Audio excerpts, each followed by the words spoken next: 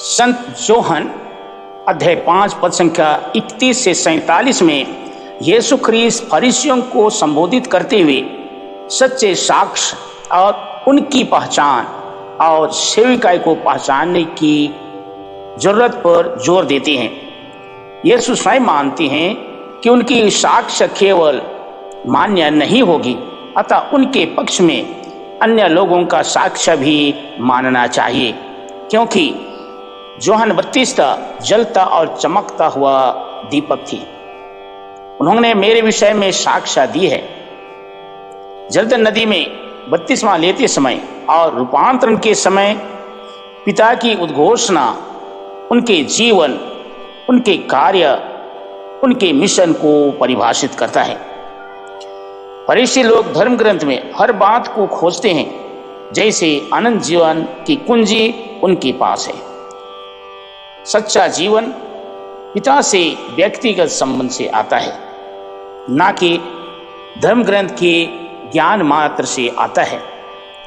यीशु फरीसियों के ईश्वर प्रेम को उजागर करते हैं, कहते हैं उनका बाह्य आडंबर उनके आध्यात्मिक खोखलापन को दर्शाता है।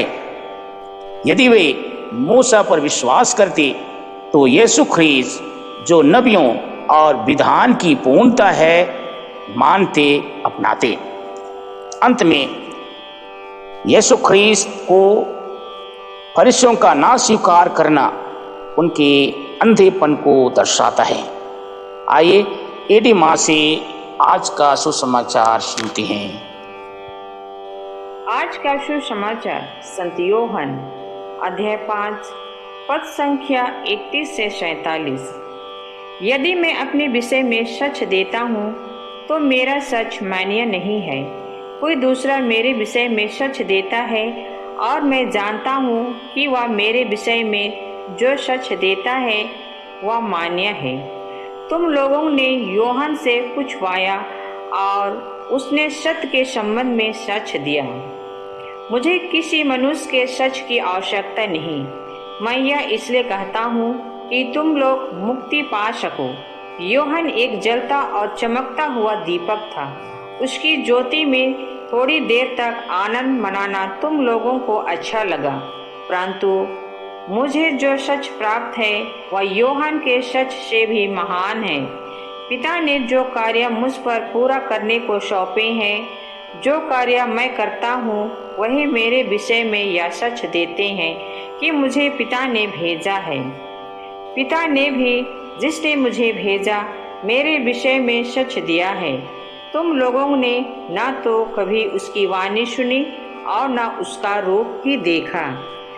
उसकी शिक्षा तुम लोगों के हृदय में घर नहीं कर सकी, क्योंकि तुम उस पर में विश्वास नहीं करते जिससे उसने भेजा। तुम लोग यह समझकर धर्म ग्रंथ का अनुशीलन करते हो कि उसमें तुम्हें आनंद जीवन का मार्ग मिलेगा। वही धर्म ग्रंथ मेरे विषय में सच देता है। फिर भी तुम लोग जीवन प्राप्त करने के लिए मेरे पास आना ही चाहते। मैं मनुष्यों की ओर से सम्मान नहीं चाहता। मैं तुम लोगों के विषय में जानता हूँ कि तुम ईश्वर से प्रेम नहीं करते। मैं अपने पिता के नाम पर आया हूँ, फिर भी तुम लोग मुझे स्वीकार नहीं करते।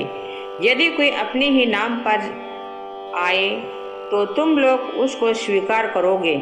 तुम लोग एक दूसरे से सम्मान चाहते हो और वह सम्मान नहीं चाहते जो एकमात्र ईश्वर की ओर से आता है, जो तुम लोग कैसे विश्वास कर सकते हो। या न समझो कि मैं पिता के सामने तुम लोगों पर अभियोग लगाऊंगा। तुम पर अभियोग लगाने वाले तो मूसा हैं, जिन पर तुम भरोसा रखते हो। यदि तुम लोग मूसा पर विश्वास करते तो मुझ पर भी विश्वास करते, क्योंकि उन्होंने मेरे विषय में लिखा है। यदि तुम लोग उनके लेखों पर विश्वास नहीं करते तो मेरी शिक्षा पर कैसे विश्वास करोगे। आज का दिव्यवाणी मुझे, मेरे बच्चे और मेरे परिवार को आशीर्वाद से भर दे। आमीन।